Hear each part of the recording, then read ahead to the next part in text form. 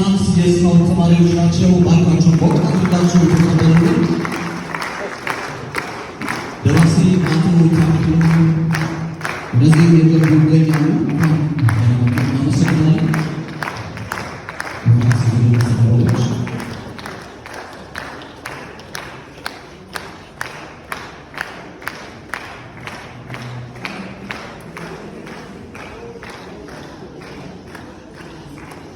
የምትመለከቷቸው ህፃናት እንግዲህ እነዚህ ታዳጊዎች የጻድቁ ትምህርት ቤት ተማሪዎች ናቸው።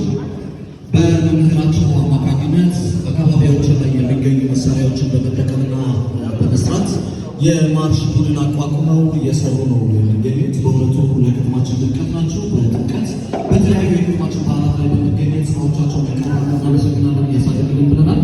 እንግዲህ ዛሬ የደራሲ አቶ ታምሩ ተሾመ 5ኛ መጽሐፋቸውን እንመርቃለን። ከዚህ ቀደም የደም ዘመን ቁጥር 1 እና ቁጥር 2 እንዲሁም የቁልቁለት ጉዞ 4ኛው መጽሐፋቸው ደግሞ 2012 ዓ.ም ላይ የተመረቀው ማለት ነው የኢትዮጵያ አንድነትና ተግዳሮት የሚል መጽሐፍ 4 ተከታታይ መጽሐፉን እንግዲህ በመጽሐፍ ለአንባቢያን አቅርበዋል።